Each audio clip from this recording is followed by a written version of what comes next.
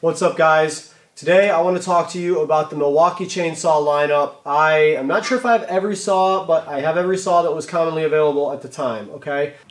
The hatchet, M18, so I don't have the M12, don't want it. Homeowner, 16-inch chainsaw, 20-inch Pro chainsaw, Top Handle chainsaw, and of course the pole saw.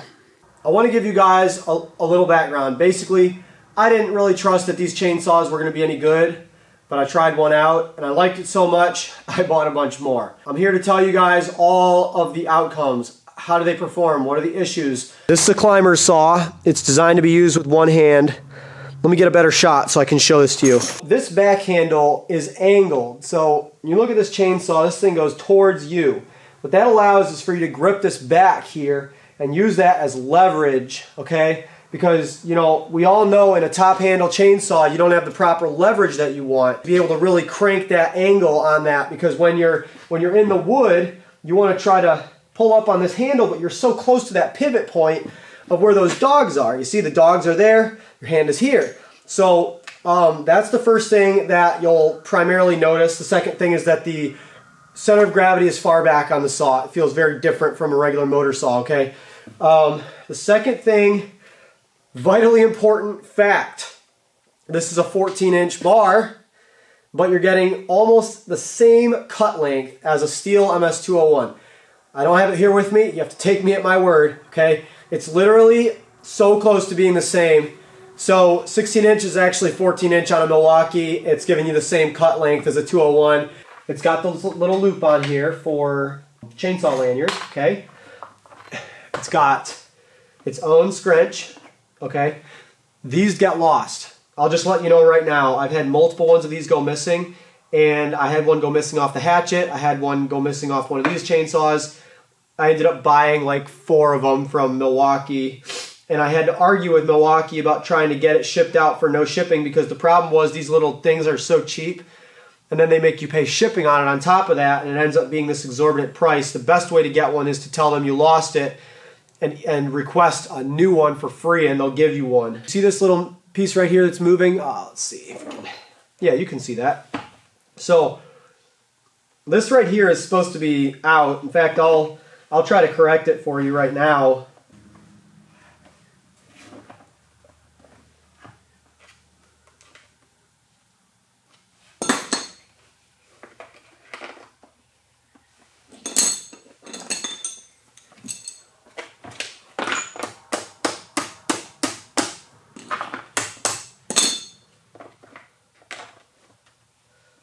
All right, that is where the aluminum is supposed to sit, okay? So right inside the bottom of this plastic, it kind of supports that plastic. It's always bent, okay? It's always bad, it's always bent. I don't know why, if you just throw a chain and immediately bends it. The other thing you'll notice is when you want to take off your bar, the chainsaw doesn't sit how you want it to. Now these are just gripes and complaints. I'll get into the good stuff a little bit later, okay? So you can't set the chainsaw down. See, there's no position where you can set this except for flat like that. Any other positions that you're working with, you're struggling, see? So when I'm in a tree, I have to hold the chainsaw between my knees like this to try to do the bar. And it's a lot of trouble because it wants to fall over, okay? It's very difficult. Very, very awkward. There's nothing they can really do for you on that.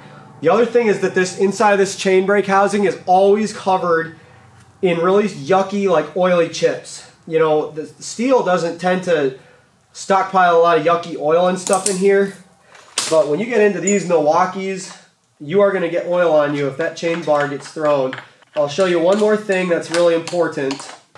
This has a great chain tensioner mechanism. It's really reliable. When you want to install the chain, it is kind of a pain, because the way I've always done, you know, inboard clutch designs is I'll put the chainsaw up like this, but you really can't do that. So you have to set it flat like that and start your bar on. Then once you start your bar on, then you're able to, so what I usually end up doing is holding it between my knees like this, and this is tough. The other thing is, because it's difficult to turn the chain, so this is kind of hard to turn. So when you are trying to line up your sprockets and everything, it can be difficult to get everything perfect. So then with just like a steel, once you get this on the guide pin or on the tensioner pin, it'll hang there and stay there, okay? So this does have like a little cover, I forget what it's called, but the sprocket with the thing on the outside.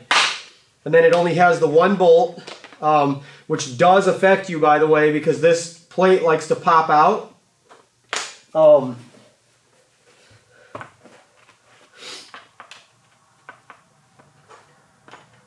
So here, when you tighten this plate down, you can see that there's still a gap here. So that gap isn't supposed to be there. You see that? So this is not really a great design for that. And the other thing too is that the bar will actually move up or down. So when you tension it, it actually pulls the bar up. And so like if your tension isn't kind of tighter, the bar will like move down, and then when you're making a cut, it'll kind of do this and move. But it'll end up stopping where it's at. Just something you need to be aware of. It has an actual chain brake, and this thing is very convenient. It's really nice to have with you. I will tell you about this chainsaw. It likes to throw chains a lot. When you're up in the tree and you're cutting something and you want to kind of cut through and then like toss it out a little bit with the bar of the chainsaw, that will very often knock the chain off the saw. It's quite annoying, but I get through it and it's worth it. So these are the trade-offs, right? So these are the details on the close-up of the chainsaw that you need to know. It also has this little flippy right here. That's the thing that you have to get before you can squeeze the trigger, okay? Your oiler is got the little slot in it so you can open it with your scrunch if you want, but it doesn't have any special mechanisms, which is great. It's just threaded, okay? Does not use a lot of oil, and it's extremely torquey. So I'm going to show you all about that, but the torque is extremely high on this chainsaw. It's surprising because there's actually a homeowner saw that seems to have less torque, but it might just be that this has more cut speed overall. I'm not really sure. We're going to do a side-by-side comparison on all those. That's everything you need to know about this for now. I'm going to get into the chains a little bit later, okay? Something I thought I'd bring up, you have to be pretty careful not to cut yourself when you're servicing these, because if you need to like take off the chain or whatever it is, if you squeeze this trigger, it's going to cut your hand, significantly. These things are very powerful. It'll rip right through you. So you just got to be careful to take the battery out when you think you're going to be risking touching that handle. All right, this is the hatchet. Now this has gotten the least use out of any of the saws, probably besides the pole saw, okay? But this is a climbing saw as well. It's intended for use with one hand. They give you this like cover. I don't really know. I guess it's supposed to give you something to hold, but your hand can't go into the chain. So if you slipped, you wouldn't accidentally do that. But you really have trouble cutting up on this side of the chain with this saw. It's very tough to do. It jitters and jatters really bad, okay? You have to push this little flippy down right here to be able to squeeze the trigger. So that's the trigger lock on it, and it's got two sides so you can get it from either side. It's got the same oiler as the other Milwaukee's, so all of these have the same oiler hole, and even though it's made out of this clear plastic right here, it's really not clear, and so you basically have to look in there to see if you have oil. It's a good effort on their part, but like everything, once it gets dirty, it ain't clear no more. This one also had a scrunch go missing on it. This is a good one to hang off of like a machine if you need a chainsaw handy, but you don't need something very big. The downside of this chainsaw right here, I would say the top number one downside is you have to buy the chain from Milwaukee. This is the chain right here, and so just so you understand this, this is described as being a full house chain, but let me show you what that means. So look at the teeth on this saw. So each drive link, or each tie strap I should say, and each cutter link is one cutter. So you have cutter, and then your raker, and then you immediately go to another cutter. There's no spacing or gapping. Regular chain on a chainsaw has always had extra gaps between the teeth. So you can see you have your your cutter, this is obviously just a tie, like a this is a tie strap here, but I forget now what the strap is called that's got the tooth on it. But you have your extra one in between there, and then you have a raker, and then you have a tooth, and then you have a space, and then you have a raker and a tooth on the one tie strap, and then you have a space again. So they do not put a space on this type of chain, and you cannot buy this in the aftermarket. Even though this chain is clearly labeled Oregon on the actual chain itself, you cannot find it. If you can, good luck. I don't know where to find it. But when you buy the aftermarket for this is a box we'll just have for demonstration purposes, okay? This stuff, khaki, is available on Amazon. It claims to be full chiseled, got the same chrome on it as Steel brand chainsaws, but actually what they sell you in the box from khaki for this chainsaw right here does not have the full house chain. So in other words, it doesn't have that link, cutter, cutter, cutter, cutter, cutter. It's got cutter, gap, cutter, gap, cutter, gap. And the cut performance is just not good, okay? You do not want to use this Amazon chain on your hatchet. You have to use the Milwaukee chain, and they like to charge a premium for it. So this stuff right here, this might be like a $20, $25 chain, and all it is just this tiny little short link, and there's no other way to buy it, okay? You've got to buy the Milwaukee chain, and it's kind of an irritating thing, but if you get that thing dull, you basically need to replace the chain, because I'll tell you more about the chains later, but the chains are not good, okay? A little factoid about this saw is that you can run it and run it and run it and run it, and it will not die. It is super duper duper long lasting. I can use a little battery on this thing, and I can cut so much wood and so many branches, and there are guys that take a longer bar and put it on. I don't know where they get the bar from, but I haven't meddled with that because I didn't prefer the form factor of the saw. It's great for kids carrying up for little pruning, but it's got all the torque that you need for any cuts that this bar can handle. But it's just in kind of an annoying shape. When this thing is hanging off your lanyard, you see that, like the way that the battery protrudes up? Anytime you're climbing, this is going to get caught on stuff, and the chainsaw has these steps right here when it's hanging off your lanyard. These are always getting caught on branches and sticks. So it's like very much not ergonomically friendly to the tree branches, and it gets hooked and caught. I even remember one time I had it on my bucket truck, and I started raising the bucket, and I had this hanging down on a section of rope that I was using to hold the saw, so I didn't have to keep it in the box with me. And this thing got hooked on like the chassis of the truck or something, or one of the like handrails, and it actually broke the rope. So maybe it's a testament to how strong these chainsaws are that the chainsaw didn't break, but the rope did, because it was a heavy-duty rope. So that's the close-up description. This is the homeowner's chainsaw. So this is your standard, basic homeowner level. Let me just bend this. Homeowner level saw. I haven't had loads of trouble with this. We did have this piece get broken, and it was on back order. It was very tough to get parts from Milwaukee. It only has the button on the one side for the safety.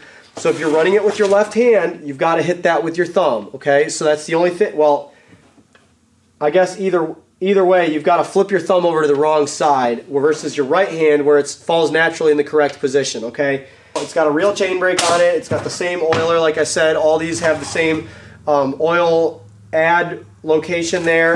It's the same story when you try to clean it out. Number one, your chain catcher is always a problem. It appears to be a standardized part, and it's supposed to be offering a certain amount of support to this cover, but it's bent completely down just from the chain being thrown a couple times. It shouldn't be bent like that. It's very weak. Should have been a steel part, but they're trying to keep weight low, okay? There's really nothing to tell you on this except for showing you how well it runs. Oh yeah, this chainsaw, you can buy other aftermarket chain, which is just Oregon chain for it. So here's a 16-inch Oregon chain, which is literally the identical exact same chain as they sell from Milwaukee, and the only difference on that is this one might be a couple dollars cheaper. I know it's definitely cheaper than paying for the Milwaukee, okay? It's painfully expensive for the little small chains. So here is the 20-inch chainsaw. It's quite heavy. This thing has probably about the same weight when you're using it as a 70cc chainsaw. It's heavier than a 60cc chainsaw. It will run a 20-inch bar, and allegedly people have put 25-inch bars on it, but you can't do that because anytime you cut wood that big, you're only going to get a couple cuts out of it before the batteries die, okay? It only comes in a kit with 2 batteries and this specific charger right here. I don't know if you can see that. That's the rapid charger, okay? So you can't just buy the tool alone. You have to buy the kit with the 2 batteries and the charger.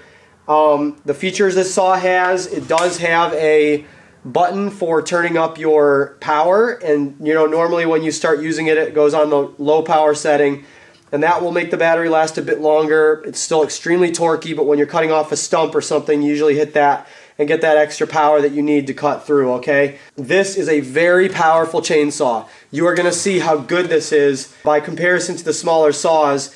It blows them away. This I do a lot of my tree work with now because I have a bobcat, so I'm able to cut stuff and just cut it a couple times and then throw it in the truck with a machine. But if I was doing cutting all day, I wouldn't be running this because you would need so many batteries you couldn't afford it. So it's got the big chainsaw dogs on it. The chain that comes with this is not full chisel, okay? This right here is the cocky chain. This stuff is full chisel, non-safety. Okay, but the stuff that comes with the Pro Saw is not Pro Chain. All of these chainsaws, by the way, have strange, weird little quirks where you can't get, the chain is a different width than normal. It's got a special bar. It's different lengths. You can't just mix and match this with Husqvarna, steel, and Oregon, okay? They're purposely designed to prevent you from buying, you know, supplies for your chainsaw outside of the system. So it's a very annoying thing, but that's just one thing Milwaukee did here. This is the same little flippy that you got on the climbing saw. It's probably not identical, but for all intents and purposes, it's the same. It's the same little knobby. You just push it forward like that with your hand. So when you want to use the saw, you can't just grab it like this. You have to slide it forward and grab it. But it's just an ergonomic thing, and you get used to that. The batteries, obviously, you have to squeeze these little handles right here to pull it off. So that can be a little bit difficult sometimes to get, okay? But it'll work. So what else to show you? Oh, this chainsaw, the scrunch goes right here. It goes like inside this hole right here is the circle part of it, and then the wrench part of it goes here. But this little clamp, for whatever reason, isn't really strong enough to continue holding that part. I've lost it twice now, and Milwaukee hasn't sent me a third one, even though I asked very nicely, but they just simply didn't respond to my request. So they probably thought it was a duplicate from the last request. But the cover has 2 nuts on it. These are standard Husqvarna size nuts. The scrunch, you can take the scrunch off the climbing saw and stuff. That's the same size right there. So I did break the wrap handle on this one as well. I think I might have broken this piece as well, but these pieces are possible to remove yourself. This one, there was a problem with one of the screws where it's just threaded into plastic, and I was turning the screw, but it wasn't backing itself out because the plastic was, apparently it just ripped the plastic inside the red component of the chainsaw, and it was quite annoying. But, you know, and they tell you like, oh, you can't open this, you can't take this black cover off, but you can. It's just got that little spring in there for the chain brake. So as long as you know how to service that chain brake, you can replace this component yourself without giving up the chainsaw. You know, obviously it's not usable until it's got that part, but mine, it was still kind of hanging on. So I was still using it anyways, but I just wasn't using it every day. Something else, let's see. Yeah, this one, I've never really had a problem with throwing chains on this chainsaw. I just keep it tension good. And, you know, when you do take the chain off, it does tend to have a lot of gunk and debris stuck in there. There is oil, you know, coming out in the wrong spot on this, okay? The oiler is different on these chainsaws. It's not like what you're used to seeing, just like your average, you know, gasoline-powered saw. So the problem with the pole saw, and I'm going to lead with the problem, okay, because I'm so annoyed by it. But the pole saw is not waterproof, okay? You cannot run this saw if it is sprinkling outside, or it will not work, okay? And what I mean by does not work is you will squeeze the trigger and the chain will not turn. You might hear a little bit of a sort of electronic beep. It's kind of like a beep, It kind of sounds like a beep, but it's very quiet and distant.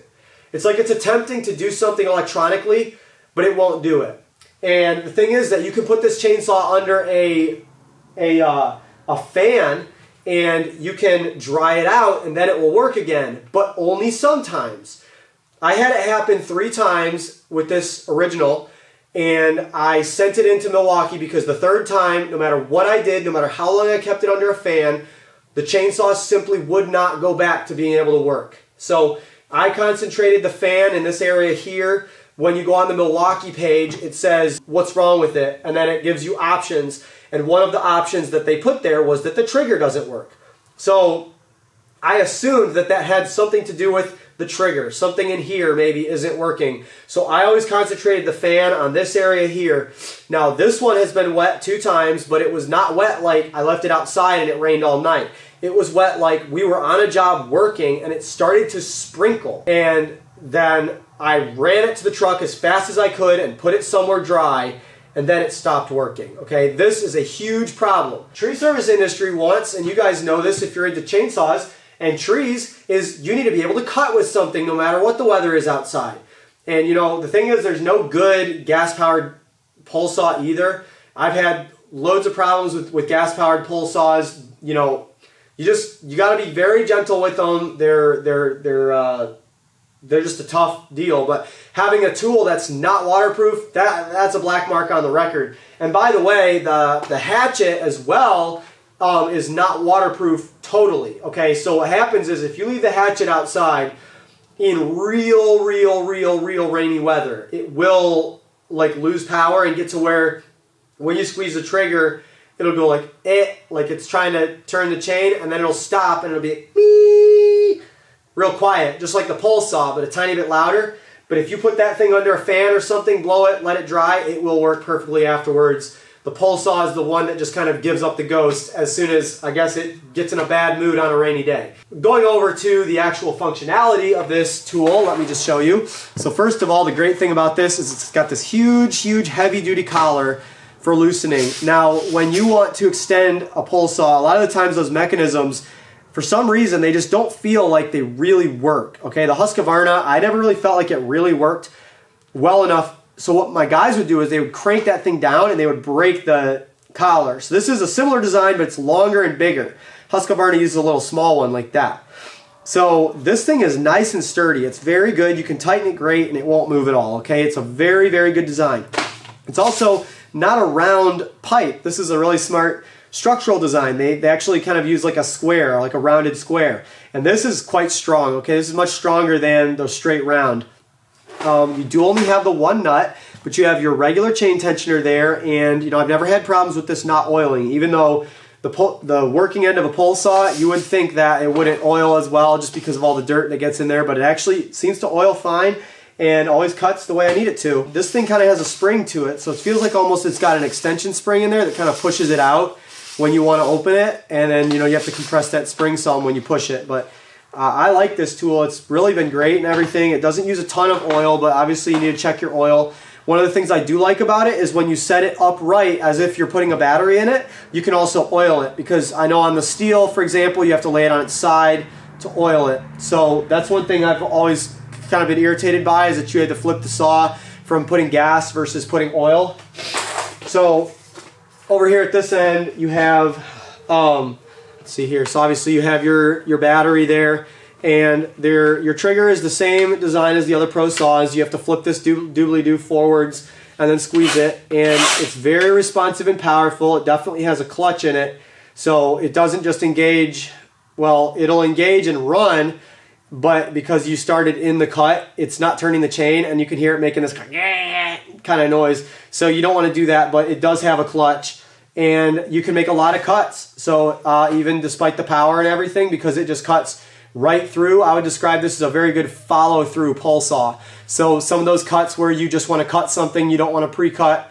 I know you're supposed to pre-cut, but if you didn't want to, for example, on a smaller cut, you just start that thing before you touch the wood and start cutting, and it goes right through. It's got a good chain, even though it's not full chisel. It's okay. If it cuts, it cuts. Aside from the water problem that it has, this chainsaw is spectacular.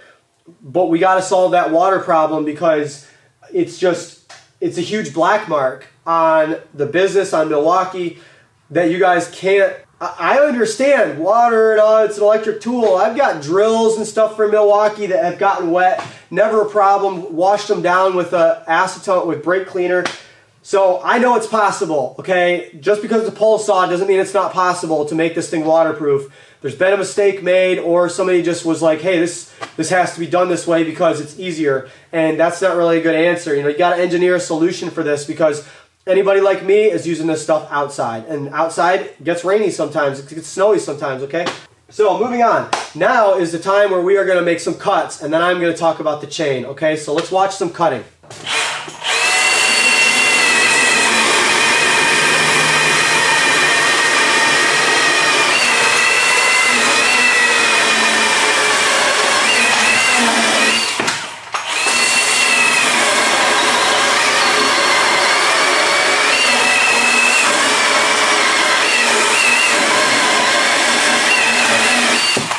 Are you guys seeing these, the torque that I'm putting on this thing?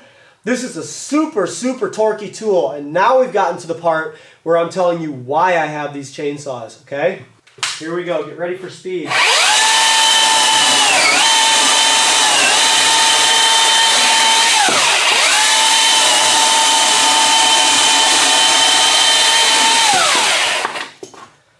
See the speed? Torque and speed, right?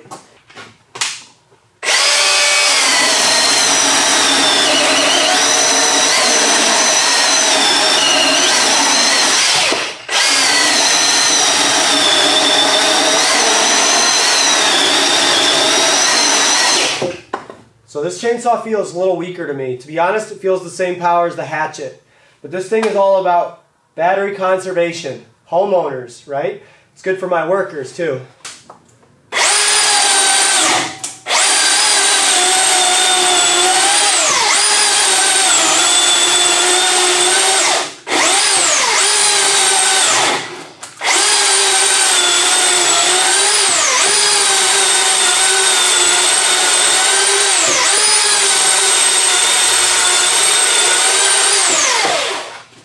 The secret with this chainsaw is knowing exactly how much push to put on it.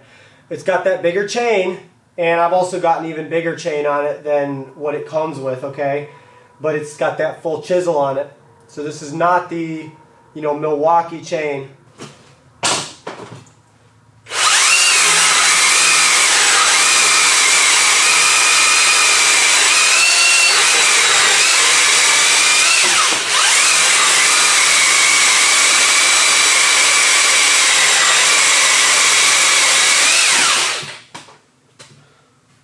As you can see, we have more than enough power to cut stuff with this pole saw, but it does have a slightly shorter bar on it. I wish that we would have an option of a longer bar just to be able to make slightly bigger cuts, like the steel gas-powered one that I have.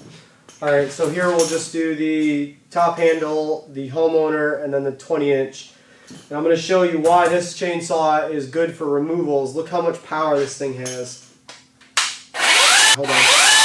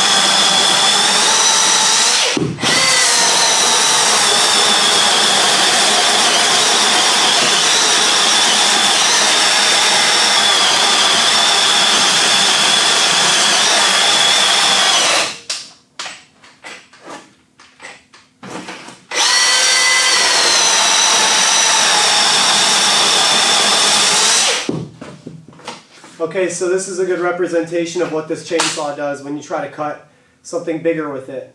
It doesn't power through, it doesn't recover, it will stop and like not run, and then you have to turn the chain using, you know, a piece of wood and, you know, your own strength. Turn the chain, and then if you squeeze the trigger, then it will decide now it's possible. So I don't know if it's obstructed with chips. Maybe the bar and chain is a little bit blocked off with chips, and so it's harder. It's taking too much torque to turn. The same thing is possible to happen on the top handle saw. So on this thing right here, if you're doing big work and it's hot out especially, it will do that a little bit, like the little overheat, you know, type thing. But the batteries do fine, and you just can't push it too hard. What I sometimes do when it's overheating is I'll run it for a minute, and it seems to cool down. If you run it in the air when you're not cutting, it seems to cool down the motor and help it run longer in the cuts. But on really hot days, you are going to notice that happen, but it's not very common. It's a couple times, and then you just learn how to work around it. I have 2 of these chainsaws, so if I have problems with one, I go grab the other one. But I don't think I ever really have significant problems. Like if I threw a chain and I was really in a hurry, I'd have the guys send up the other saw. We're going to do this on regular power mode, and then we're going to do it on high power mode for you guys.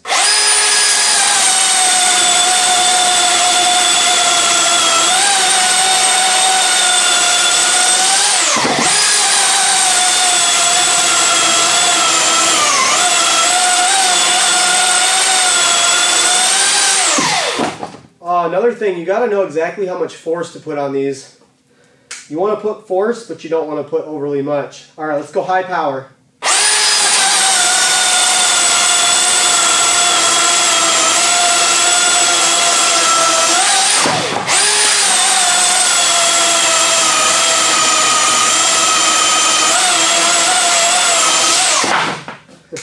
So you can see there's a big difference there. This chainsaw right here has made a difference in the company. Not having to pull a cord is surprisingly enticing. Once you try it, once you do it and you realize like pulling a cord is actually something that you didn't necessarily enjoy, especially if you have workers and you've been starting the saws for them a lot too. It's nice to just pull a cord when you're doing a big cut, you know. Just start the big chainsaw and run that thing, and then go back to, you know, not pulling a cord, cutting your small stuff, which most tree work, most cutting that goes on the job is smaller chainsaws. So I could definitely see why people want to run these chainsaws. So now you've seen these things cut beside each other. I realize you haven't seen them cut against gas chainsaws, but that's not what this video is, okay? I'm just showing you the various tiers of these saws, how good they are. What I'm wishing that Milwaukee would come out with would be a smaller pro saw. So like the homeowner version of a saw, but for professionals, because that little hatchet, that ain't it, man. It's not good. And what I wish I would be running is the identical saw to the top handle, but in a back handle version. So it would be a little saw with a little bar, but we don't run top handles on the ground. There's a reason for that, okay? You have less control over the saw, there's more risks. We need a back handle that has that extra cut speed of that top handle. That is a really great top handle saw. So yes, it's got that extra battery balance situation. The weight on these saws is heavier due to the batteries. I had to spend probably $2,500 on batteries maybe. I got like 10 forge batteries. I do have one forge battery that got dropped from the back of the bucket truck down, not up in the air, but just 10 feet or whatever, 8 feet. It got dropped on the pavement, and now it only charges up to 3 bars. But I don't know if it's the indicator that's broken or the actual battery internals to where it won't charge up all the way. Either way, that big 12 amp hour battery still has tons and tons of power, and I really don't feel like sending it in because I think it's actually giving me about the same amount of cut time. The 12 amp hour batteries do give you a little bit extra cut time. It's significant, okay?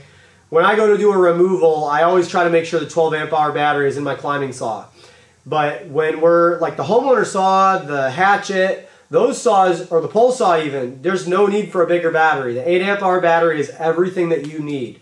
When you get into the double battery, that's an area where if you're making any significant cuts, that thing is going to kill the battery so quick. Like you're just going to be like, oh, come on, really? Is the battery already dead? I can't believe this. And I would do the battery length in this video, but that's not what this video is. It's just an overview. Basically, I would need a little bit more wood to do the cut time. And I actually didn't want to go outside because even though it's a beautiful, beautiful day out, we're right by the highway and there's lots of highway noise coming into my property right now. And I didn't want you guys to have that messed up audio. So we cut the little piece, we cut the big piece. I showed you all the saws. Would I do it all over again with Milwaukee? Yes to the top handle. Yes to the double battery. The pole saw, I'd take my $1,000 and spend it on something that's waterproof. Oh, I forgot to talk about waterproofing with you guys. Okay, so the waterproof rating doesn't matter, bro. Just run it. But listen to this. The pole saw is sensitive to water. The hatchet is sensitive to water. But I store all my saws outside, by the way, because I don't have interior storage where I can park my trucks or like boxes, lock boxes and stuff where I can keep everything every day. I have to keep my stuff on a trailer because that's the best way to get to the job sites right now at this time in our company. So I've always kept all my chainsaws outside, with the exception now of the pole saw, which I do not because it would just be ruined immediately. But the double battery saw is totally 100% good after constant all year long exposure to rain, okay? I do not put that chainsaw inside overnight. Not ever. It gets rained on all the time. I've had it on its side before. I've had it on the other side, which somebody put it down incorrectly. I think it's probably been upside down. It's been every angle you can think of except for hanging this way. And it has never had an issue relating to water. The same is true of the top handle. You can run the top handle in any type of weather. It's never had an issue related to water. It's never cut off or died because of water, okay? It's only heat that it doesn't like. The homeowner saw, same thing. Total waterproofness. Now, I know Milwaukee says it's probably to cover their rear end because they don't want you to run the saw in the rain and then say, oh, it's your fault, Milwaukee. It's an electric tool, duh. But these tools, these are for tree care. Tree care goes on no matter what the weather is. So we need waterproof, bro. That's it. But the double battery, like I said, the top handle, even the hatchet, really, it's like basically impervious to water. And the only time it has water problems is when it's super duper wet. So that's just one thing about the hatchet. You got to protect it a little bit. So we need to get into the chains now, guys. Man, I hate dealing with the chain. That's a tough one. It's close-ups. Let's do it. I want to show you the chain outside the saw as much as I can. Okay. So you can see this is an Oregon chain. It's clearly labeled. Let me find it for you. Just so you can believe me. There you go. It says Oregon right there. See that? So as you can see, this chain simply goes from cutter, raker, cutter, raker, cutter, raker, cutter, raker. It is a very smooth cut, okay? It also cuts faster than any equivalent that doesn't have the continuous cutters with no gaps. The one with gaps, I mean, it's also not Oregon, which is inferior, so anything below Oregon you probably don't want to deal with. But this is a really good chain. You just got to protect it because if you get it dull, your file actually won't fit in the space between the raker and the tooth, and you have to struggle to try to figure out, am I actually sharpening this or making it worse? Because the steel on these Oregon cutters is actually so inferior that when you sharpen it, it doesn't flake off properly to a razor edge. It actually ends up having little like an edge that's just thick enough to break off when you start cutting and then be dull. So you have to be very careful how you sharpen these. They're almost too annoying to sharpen. I basically have given up on sharpening this chain.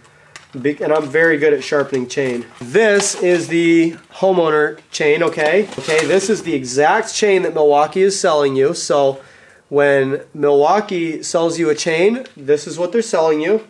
This is a 90, it says 90 on it. That's the same.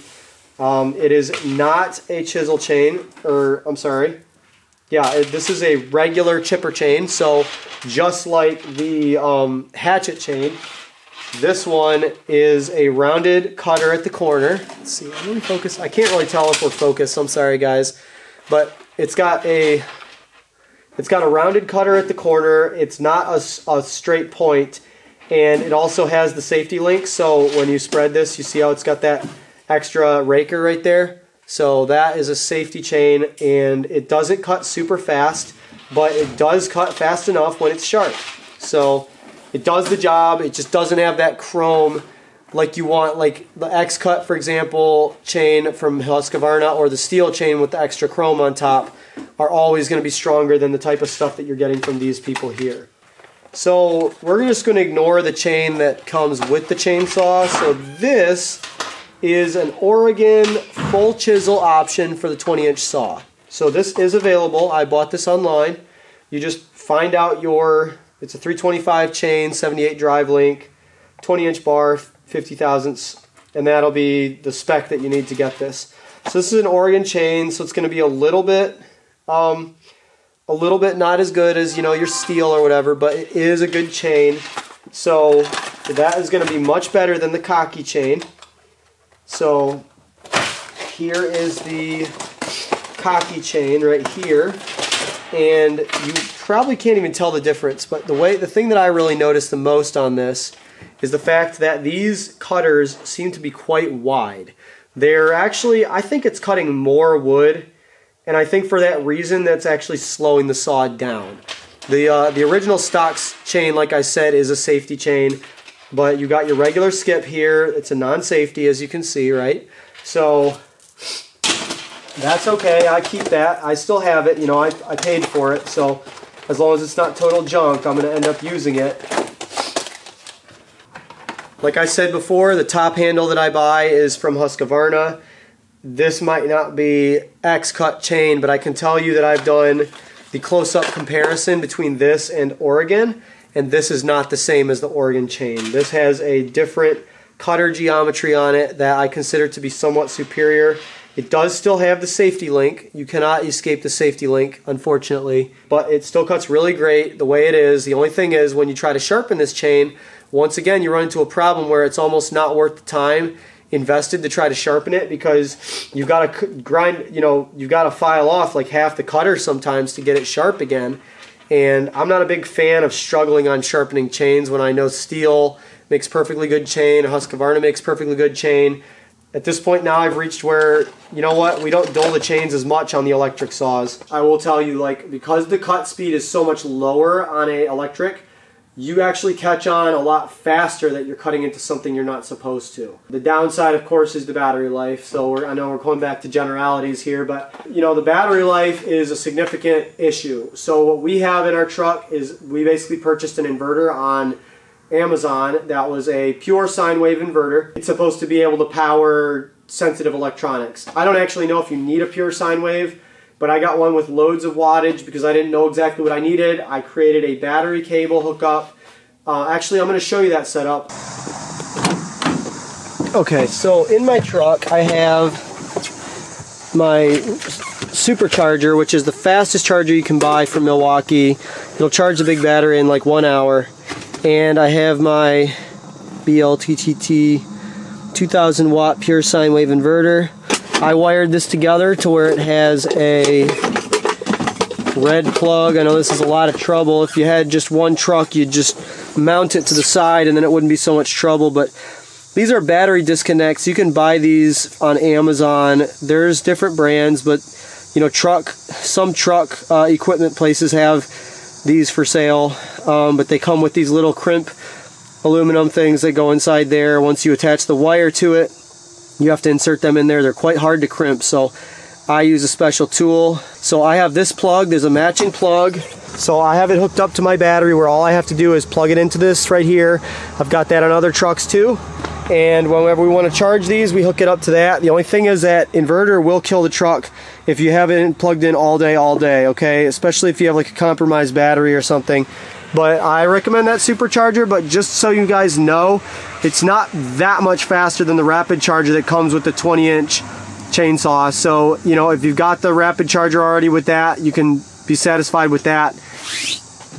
I also have, like I said, I have batteries that fills this whole case, but these flat cases from Milwaukee, there's a fatter one, but this flat one here actually fits even the 12, but you cannot stand it up like that. You have to lay it on its side, and what you can do is mesh the batteries, and so you can fit 1, 2, 3, 4, 5, 6, 7, 8, and then if you have the smaller batteries, I think you might even be able to fit like an extra 1 or 2 in there. But I'm able to fit 8, and then I keep the other ones on a chainsaw. And there's my spare top handle, and by the way, I've dropped one of these top handles from a tree before, from probably a good 30-40 feet up, and there was no damages whatsoever to that chainsaw. Survived it quite well. I might have had a bent bar or something minor that I just bent back and kept running it.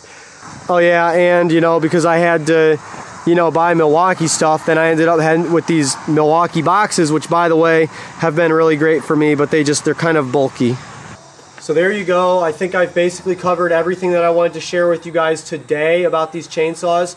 I'd be more than happy to do a battery life video for you guys where I show how many cuts you can get out of a saw on a set of batteries. I just can't do it right now because a bunch of these batteries have made cuts now, and some of them were at 3/4 charge, and I didn't want to go and have to charge all of them and continue working on this video for another, you know, couple hours or whatever. So it's time to move forward on the day, but we will talk about battery duration and how long it takes to run out and all that stuff, number of cuts. We will do all of that stuff at a later time in a different video.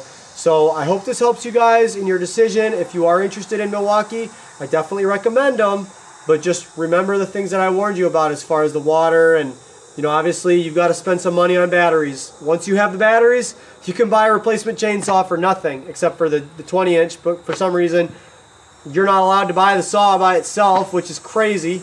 Oh, we didn't cover one very important topic still. Milwaukee service. Guys, the drills, the impacts, the grinders, the sawzalls, the power tools, anything that they sell has always had excellent service, because we as people now in society, we don't normally work on power tools. We usually want a pro to do it.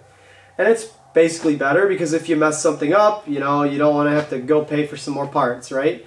And I know there's guys out there that make some amazing videos and they take apart power tools, but normal people can't, okay? Now, I've always serviced my chainsaws. I have broken chainsaws down and replaced any part you can think of on a chainsaw.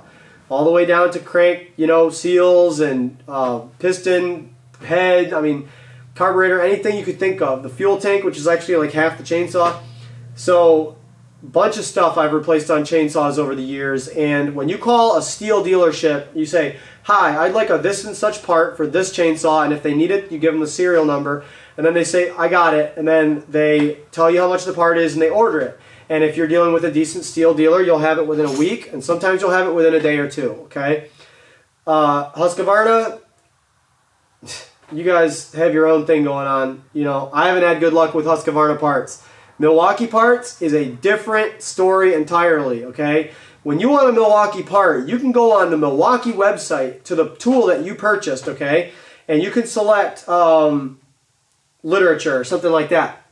And it gives you a couple choices, and one of them is the parts breakdown. You can go in the parts breakdown and get the number yourself, okay? But you can't buy the part from a dealer. There is no dealer to buy the part from. So when you want that part, you can either do one of two things. You can reach out to Milwaukee for a replacement part, and they have a customer service email that you can reach out to, and they are mediocre, but we'll get back to that. Or you can request a repair and they will give you a shipping label to mail your chainsaw to them, okay? So imagine for a second that you just need something really simple. I don't even know. Just something simple. You just need a part, right? You just want to fix the chainsaw and get back to work. You're using something different in the meantime. The sooner the part can come, the better. You're going to put it on yourself. Something easy like the wrap handle, the front chain brake handle, something like that, you know, or that little piece, the little chain stopper that from when it throws a chain that keeps getting bent. Maybe it's a broken piece of plastic. Maybe it needs a new cap. I don't know. You need a part for your Milwaukee chainsaw. You can't just go to Home Depot, because you're going to end up going through this person, that person. They're going to send you over there. They're going to be a teenager. They're not going to be in the office, and then they're going to tell you to call Milwaukee. So ultimately, you're not getting parts for this at Home Depot. You have to go through Milwaukee. Milwaukee doesn't have the best people working for them, okay? The phone answering department is the bottom of the barrel when it comes to Milwaukee staff. Nobody is lower than customer service. I'm telling you, these people, I'm pretty sure that they answer the phone or emails from their pajamas in their basement. Maybe it's their mom's basement. These people are like basement-dwelling, ghetto-type people. It is really, really, really bad. It is not the service that you want from a professional company that's going to be providing you with essentials that you need for your business. So let me go back, and I'm actually going to tell you how the process works. So my initial time requesting a part, I did look for there to be a phone number that I could call for a dealer, because the best I could find was an online dealer that sold Milwaukee parts. It was like Milwaukee Parts Giant or something like that. And the problem was you had to pay this big shipping fee. It was like $7 or $8, and I needed a scrunch that was $250. So, you know, it didn't make sense to pay the shipping, and so then I contacted Milwaukee directly, okay? So what I did was I just hunted and hunted until I found a phone number, which I believe is 1-800-SAWDUST, and I called the phone number. Now, like I said, the customer service quality that you're getting is at least American, but it's like the worst kind of Americans. You know, they're not the kind of Americans that you get when you call the steel dealer. Let's just say that, okay? So I'm calling in, and I'm like, hey, I need this part. I have a part number right here. Okay. And then I was like, okay, but can we get that shipped to me, because, you know, it got lost, it fell off, the little clip doesn't hold it hard enough, and I need to get a replacement for it, but I don't want to pay the shipping. Oh, sorry, I can't do that for you. And I was like, all right, well, maybe can you get a supervisor? Can we get permission? I want to get like 3 or 4 of these things and buy them from you. So finally, it was a scrunch. Finally, she got permission, and they did the postage for me at no charge, and I just paid the cost of the scrunches. After that, I had a broken chain brake handle on the homeowner saw, I believe. So I knew that I could replace it. I kind of took it partly apart, and I looked at the diagram, and you know, it's got a couple screws. It's not hard.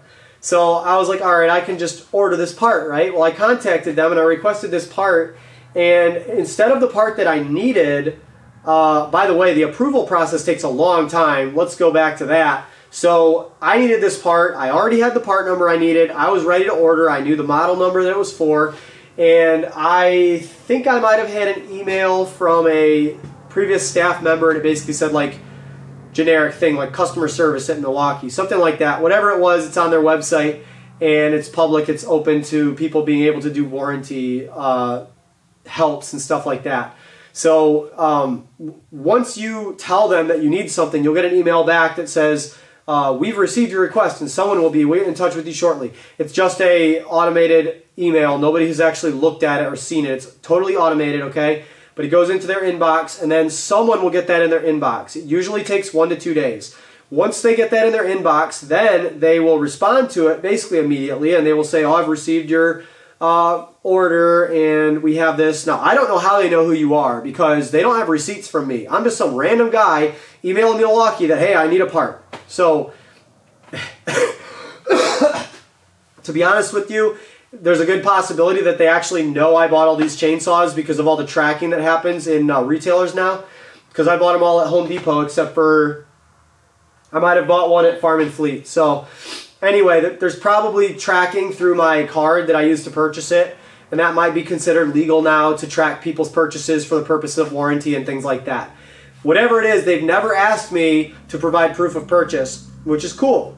But I had to go in there and wait 2 days, and then they contacted me, and then they said, I've approved your request, or, you know, whatever. So usually they just say, like, I've approved your free replacement request, no charge.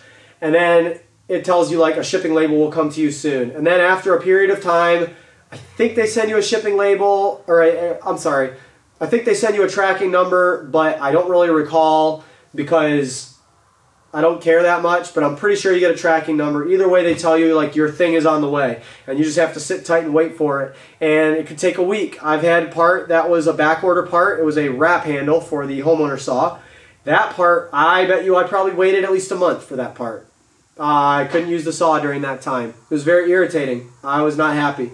Now, if you did the mail-in service on that saw, they would send you another tool. So the pole saw, when the pole saw stopped working due to water intrusion, you know, I don't know if I told them I was explicitly, I just told them it doesn't work.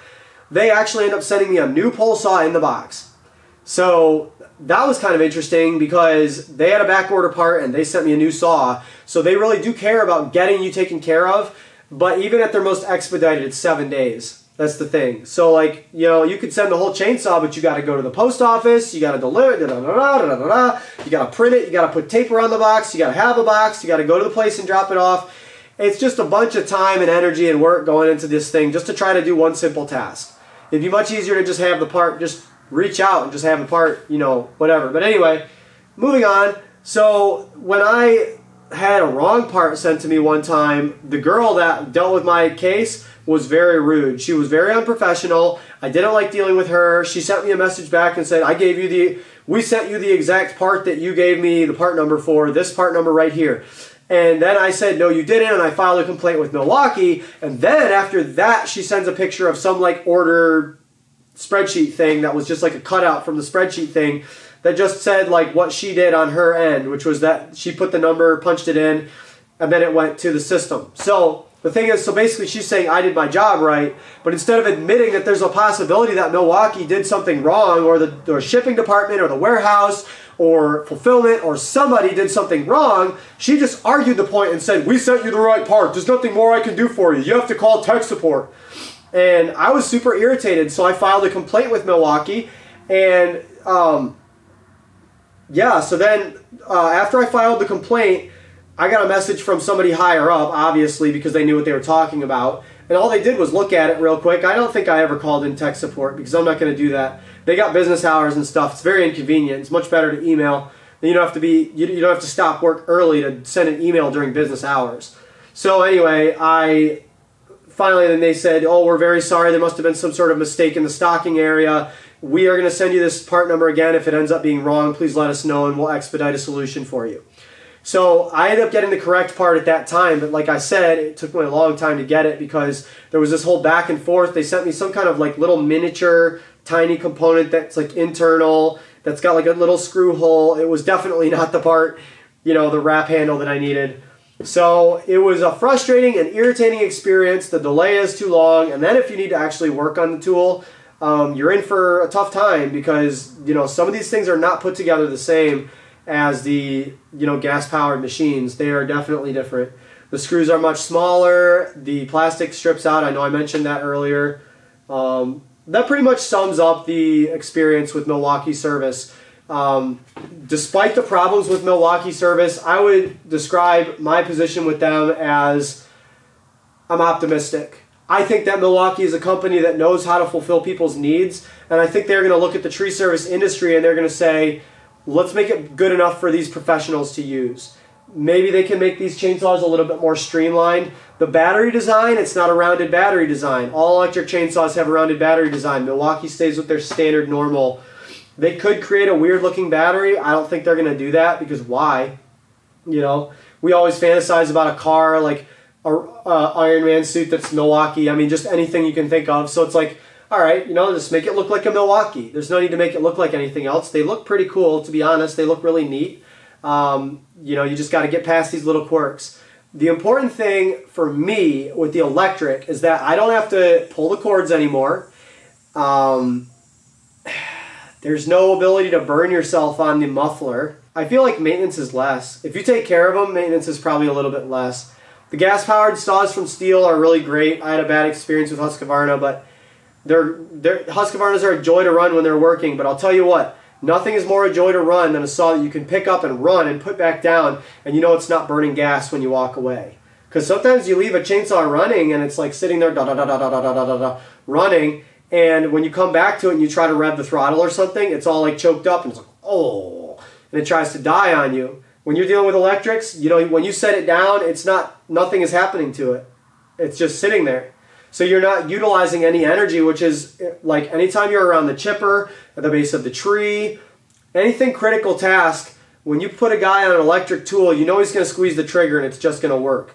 I think the reliability on the electrics, for the purposes of the type of men who go into tree work, electric is better because and I mean workers, I don't mean owners. Like if you're the actual tree guy or if you have a crew of competent guys, this doesn't apply to you. But for people that are dealing with like your average Joe off the street who wants to do a labor job and he thinks it's a labor job, then he comes and you have to teach him how to start a two-stroke engine and listen for the pop. And it doesn't sound like a pop, it sounds more like a chug, more of a lug-a-dug. And then, when it does that little lug-a-dug, they don't hear it because they're listening for a pop. So then they don't know that they've already primed it. And now the choke has been processed already. So now they're continuing to try to pull it, and now it's flooded. And now you're in the tree waiting, and you're waiting and waiting and waiting for this guy. You know the story. If you know it, you know it.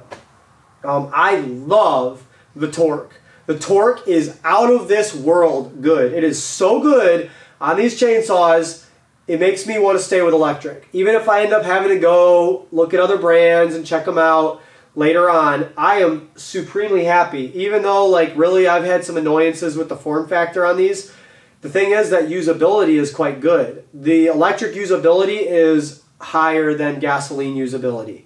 I'm sorry. I know, like, if you keep it well maintained, you take care of it, you buy the right model, maybe you have an Echo, maybe you have a Steel 201, whatever you're running, I'm just saying, like, the simplicity of it, and then just being able to go buy another saw for $300. Do you guys know that the Top Handle, like, that thing is almost $1,000 for a 201 now? So if you already have the batteries and you're just buying one replacement chainsaw for yourself, let's say if something happened to it, you want another one quick, boom, $300. It's not that much. You know, 15 years ago you could have bought a gas chainsaw for $300, but not now.